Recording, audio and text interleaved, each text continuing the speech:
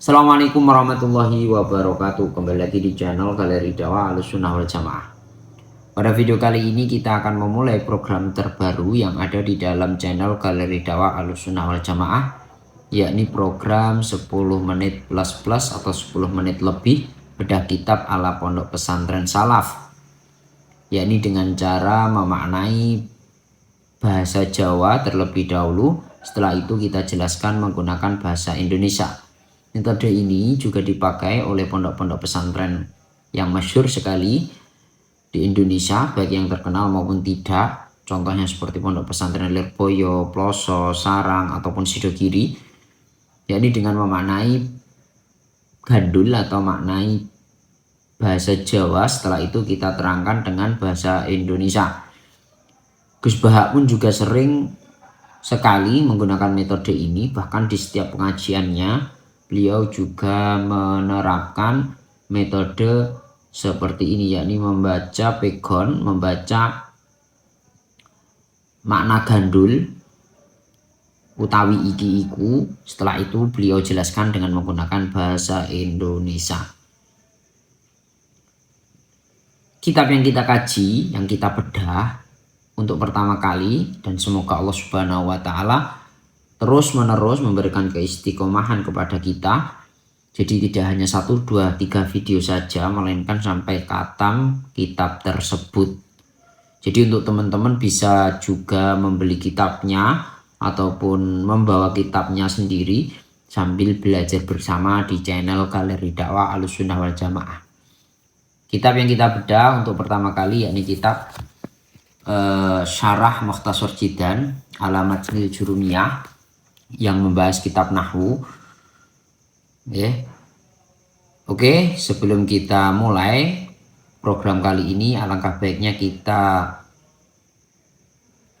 membaca Al-Fatihah terlebih dahulu. Semoga Allah Subhanahu wa Ta'ala memberikan ma'unah, memberikan pertolongan, memberikan kekuatan kepada kita sehingga kita bisa istiqomah sampai membaca mulai dari awal sampai khatam. Ala dinya wa ala kulli niyatin sholihah wa ala kulli niyatin sholihah ya Allah, wa ala kulli niyatin sholihah ya Allah. Al-Fatihah. A'udzu billahi minasyaitonir rajim. Bismillahirrahmanirrahim. Alhamdulillah.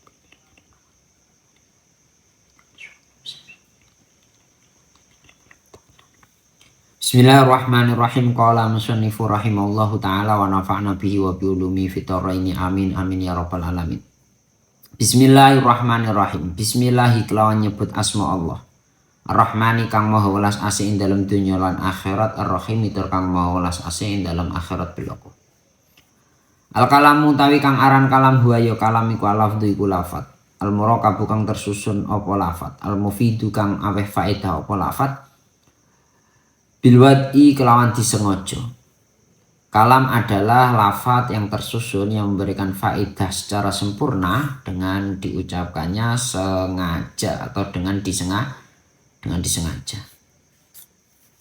Yani ngersakake sapa musannaf anal kalama ing saktemene kalam indan nahwiyina ing dalem mungguhe pira-pira ulama nahwu atau orang-orang yang ahli nahwu, huwa ya kalam iku lafdhu iku lafaz ila akhiri tumeka akhire ta'rif.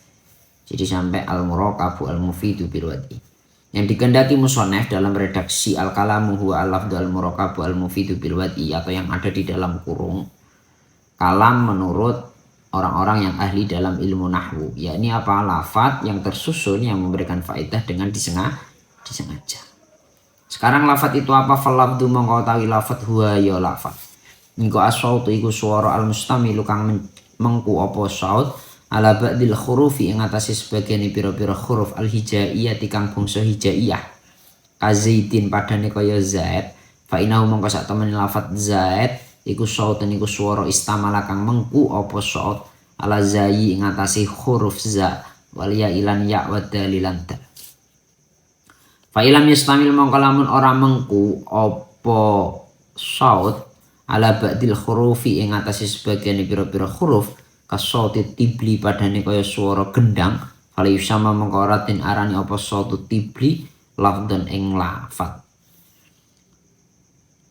Kemudian musonef menjelaskan lafat itu sendiri. Lafat itu apa? Lafat itu suara yang mencakup sebagian huruf-huruf hijaiyah. A, ba, ta, ila akhiri sampai ya. Contohnya lafat zaid. Zaid ini ketika diucapkan namanya lafat. Karena zaid merupakan suara yang mencakup za, ya, dal, di mana za, ya, dal merupakan huruf-huruf hijaiyah. Huruf-huruf hijaiyah.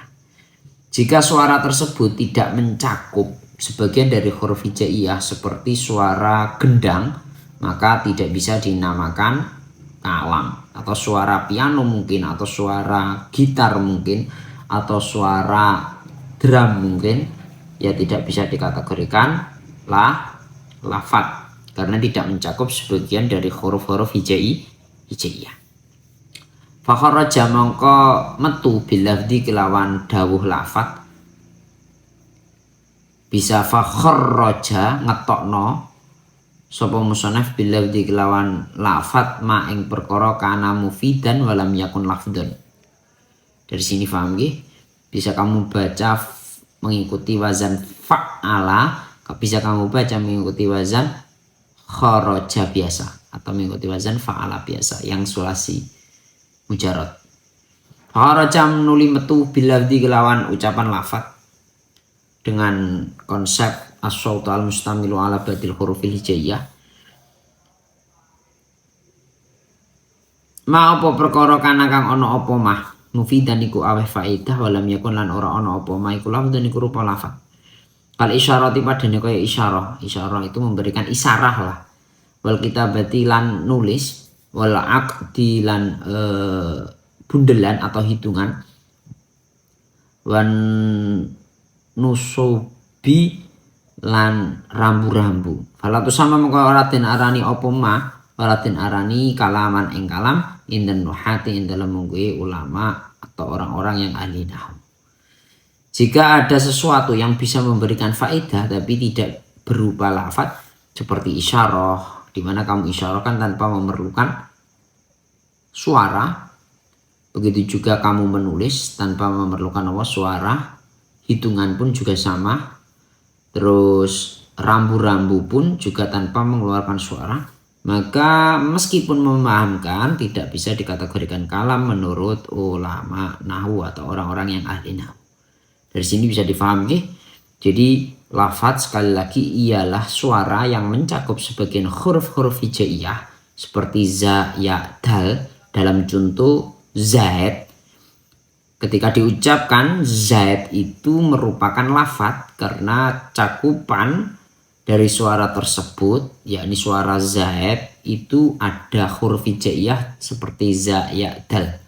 Jika suara tersebut tidak mencakup sama sekali dari sebagian huruf-huruf hijaiyah, maka tidak bisa dikategorikan lafaz, sehingga juga tidak bisa dikategorikan kalam, karena kalam merupakan lafaz yang tersusun yang memberikan faedah dengan disengaja. Contohnya seperti suara gendang atau suara apapun itu yang di situ tidak ada sebagian dari huruf-huruf hijaiyah, maka tidak bisa dikategorikan lafaz.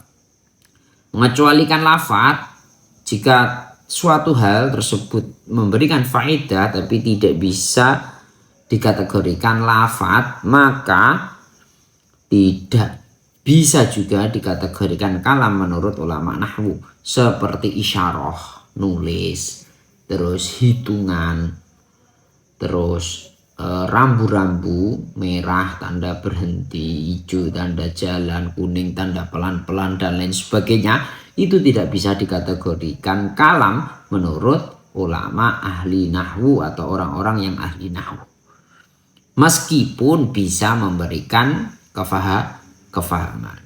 Wal murakabu maturukiba min kalimataini fa aktsara wallahu alam bisawab. Semoga bermanfaat. Besok kita melanjutkan wal murakab. Bermanfaat. Jika ada yang kurang jelas bisa ditulis di kolom komentar. Terima kasih. Wassalamualaikum warahmatullahi wabarakatuh.